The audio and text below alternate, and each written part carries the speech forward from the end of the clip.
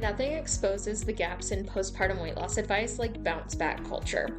The pressure hits immediately, the support disappears overnight, and somehow you're expected to have it all figured out on your own. This is Nourished Mamas, the postpartum weight loss podcast, and I'm Mallory, a registered dietitian, weight loss coach, and mom who knows how disorienting this season can feel. Postpartum brings a whole new set of challenges no one prepares you for. The cravings that hit out of nowhere, the mom brain that makes everything take twice as long, the afternoons that feel impossible to push through, and the pressure to bounce back when you're just trying to get through the day. Here, we talk honestly about what's going on behind all of that, in a way that actually makes sense, and I'll walk you through simple, realistic changes that help you feel more steady, more energized, and more confident in your body again. No extremes, no shame, and no complicated systems that you'll want to abandon within the next 2 days. Just practical support that fits into your mom life, the messy, loud, beautiful, exhausting version, not Pinterest version. If you're ready to understand what your body is doing and finally have a plan that works in this season, let's get started.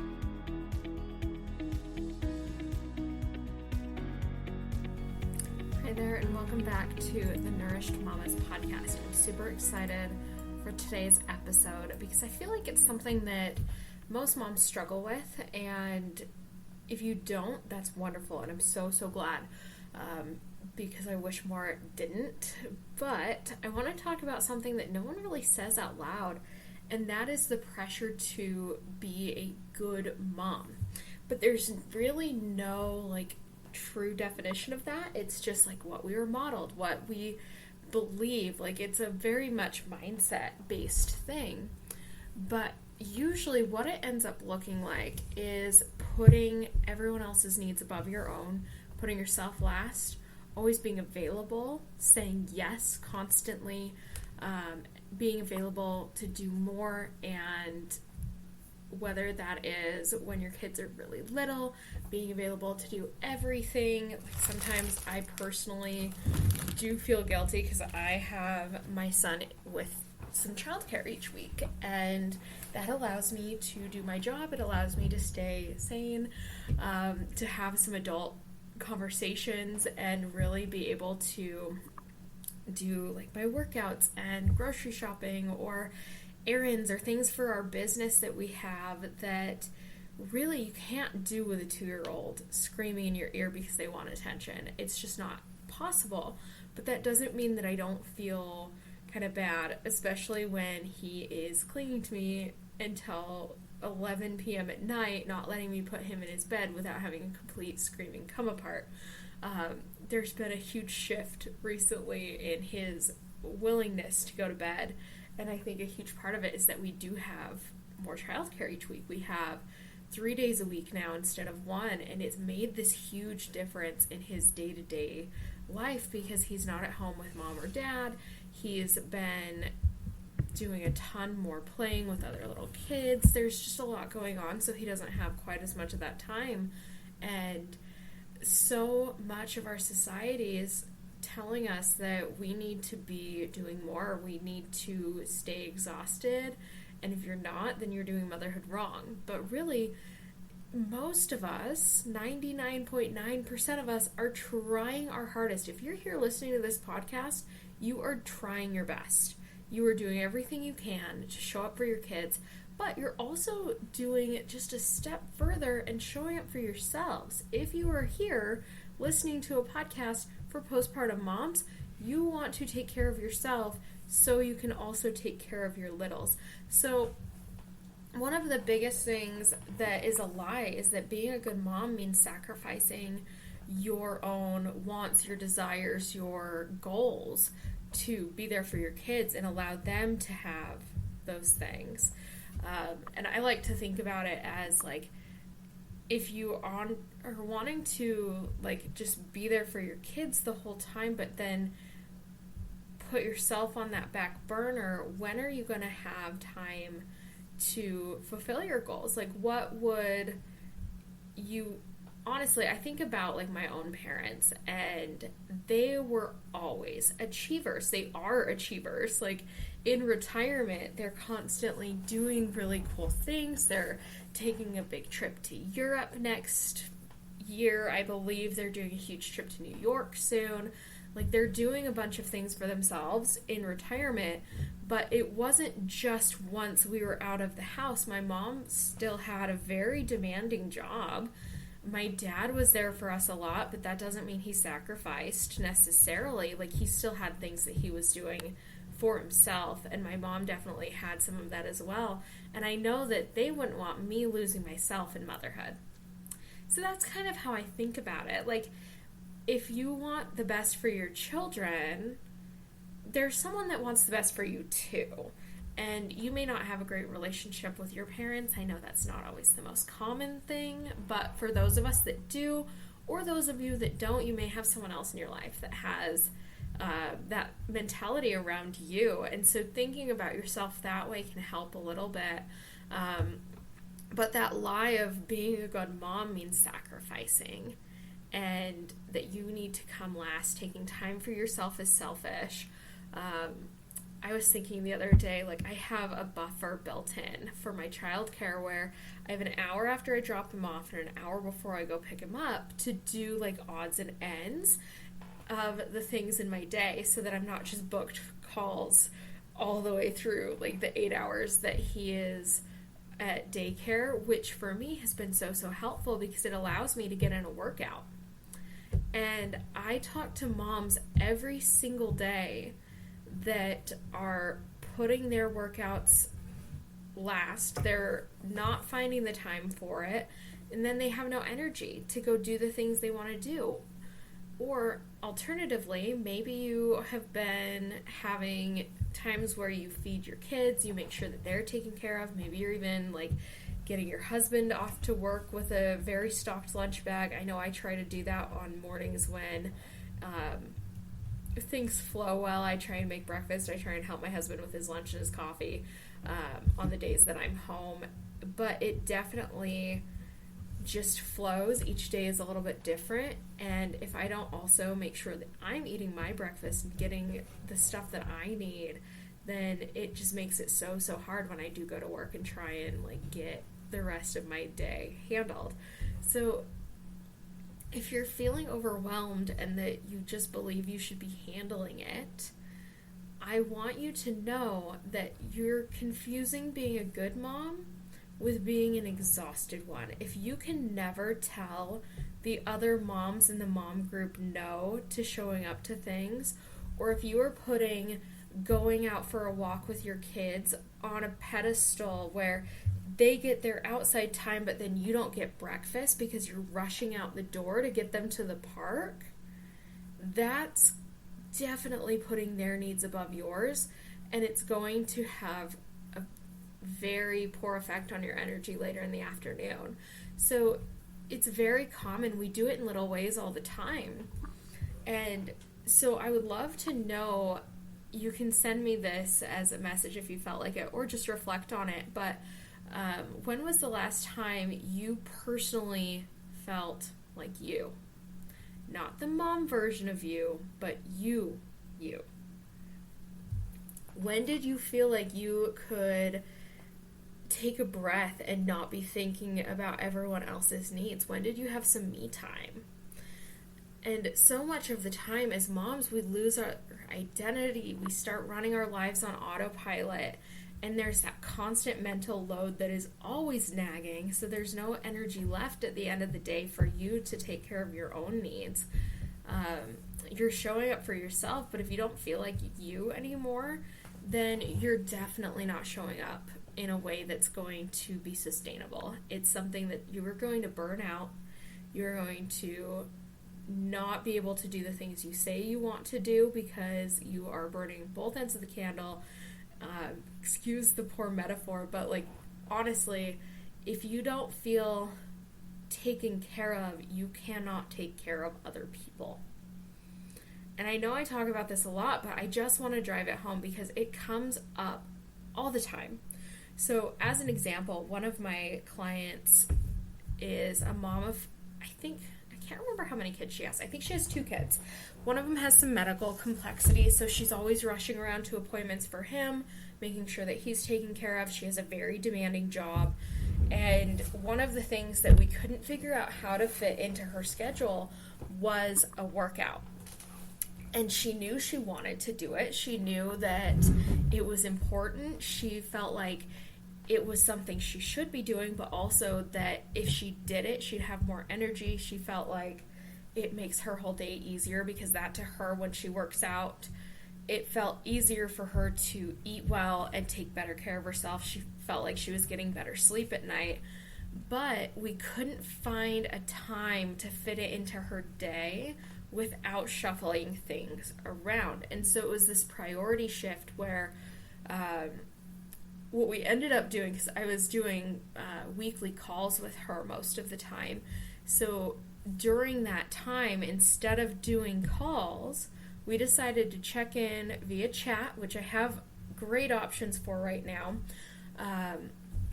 But we checked in briefly via message, got through everything she needed to know and check in on, but we set aside the time she'd been meeting with me and blocked out that time so she could go to the gym.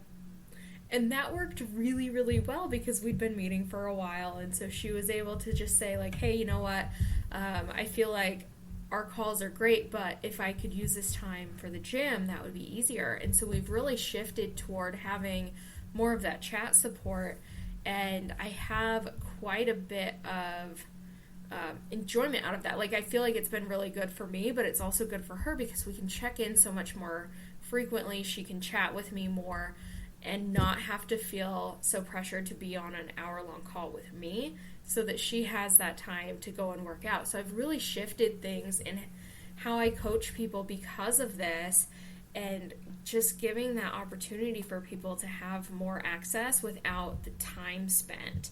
So that was something that we were able to do, and she feels like she has a lot more energy now that she's been doing her consistent, it was on a Saturday at the time, so consistent Saturday workouts. And then finding times where, like during her son's appointments, if she's not needed in the room, that she can go and take a little bit of a walk. So we found some walking trails near where her son's appointments were. So there's so many things that we can do to fit in the time. Sometimes it just takes looking at it differently and remembering how good you feel when you do things for yourself, so that it motivates you to keep doing it. So we realized that it was going to be much, much easier if she had that fit into her day, where it was non-negotiable. Mom needs this hour. I'm going to go and do the gym, and then I will come back to you guys and feel refreshed. And so that's been a game changer for her. And honestly, that biggest point here that I want to make to you guys, if you take away anything from our conversation today, is that taking care of yourself is not selfish. It is absolutely required. You've probably heard me say this before, but I just want you to hear it, because it is such a common thing. You do not have to lose yourself to be a good mom. You can support yourself and take care of yourself and become the mom you want to be so much easier when you're not feeling burnt out, because you have patience, you have energy, you have capacity to do all of the things you want to be doing, or at least some of them. Because sometimes, again, saying no to people or saying no to events or things can be that self-support that you need. And it just looks different for us in each season, and postpartum especially is one of those hard ones where your energy is already being so drawn upon by lack of sleep, by nursing your children if you are breastfeeding. Like, there's so many things, and giving yourself that energy, that structure, gives you so much better support. And this is a huge part of why just eating healthy doesn't necessarily stick for moms, because we put ourselves last on the priority list. If you don't have a structure where you know every single day you have breakfast, lunch, dinner, and snacks planned to keep you from having those energy crashes in the afternoon, then everything is reactive. it makes it so much harder. You can't expect consistency in your energy or your weight loss or any of your other health goals when you're not even including your own needs in your day. So this is exactly why I built my new app. It is something where I'm really aiming to take the thinking off of your plate for meals. It gives you structure. It helps walk you through exact meal timing on how to make sure that you're taking care of yourself. And then there's also a coaching component where, depending on what level you're in, you get weekly calls, you get check-ins, and then there's also some availability on my calendar where we can do daily chat support. So if you feel like you really need someone to hold your hand through it for a good chunk of time, and you want that support in your back pocket where you can say, hey, this is what's going on today, and I need some feedback on how I can fit in my meals, or why is my energy so bad this week? And then we can look at it together and dive deeply into it without jumping on a call. Because I know hour-long calls are so hard for moms to be able to schedule. I see it all the time when I do insurance-based care, where it just becomes very challenging to fit in those hour-long calls every single week or every single month even. So having this app available to you where you have a weekly call available, you don't have to show up if you don't have time, but if you do have time and you have a question, you can always either ask the question on the call in person or send it to me and I'll answer it on the call so you can watch a replay later. There's lots of ways you can get support in this new postpartum foundations hub that I have built for you. And what I really want to make sure you have is support for you as a person, not just a mom, but for you specifically. And I plan out meals for you. I have a meal assistant, so if the meals don't work exactly for your needs, whether you have allergies, different diets you're needing to follow for health reasons, whatever that looks like, or maybe you have a bigger or smaller family, so you don't have, like, 4 portions doesn't work for you based off the recipes I provide, you can use the Meal Assistant AI to tweak those recipes to fit your needs the best. I really did a lot to build this out for busy moms, and it's exactly what I wish I had when I was first postpartum with my son a few years ago. It's really for that simplicity. It's not about doing more. It's so much about getting the right support to do what you need to do to take care of yourself. So I have a few options, like I mentioned, just to kind of give you an overview, since it's the first time I've really talked about this. If you are a mom who just needs simplicity and you just want to be told what to eat, when to eat it, then you can absolutely join my What to Eat and Prep membership. This has a weekly meal plan released every Monday. It has the AI assistant, and it also has my prep system where you can decide what to prep, whether you have 10 minutes all the way up to an hour, and really utilizes your time in the best way to make sure that you can feed your family. And it has a lot of whole cooking, but not a lot of complexity, which is really great. Lots of whole foods in there.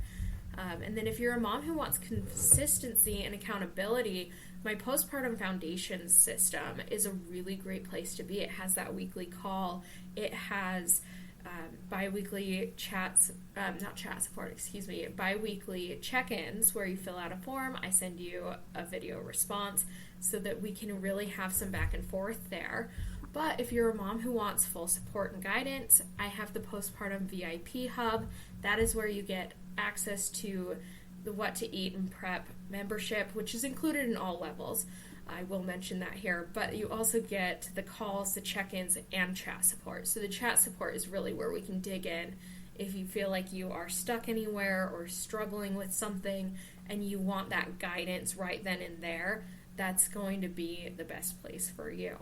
So one thing that I really want you to know is you don't have to do it all alone. You do have someone right here in your corner.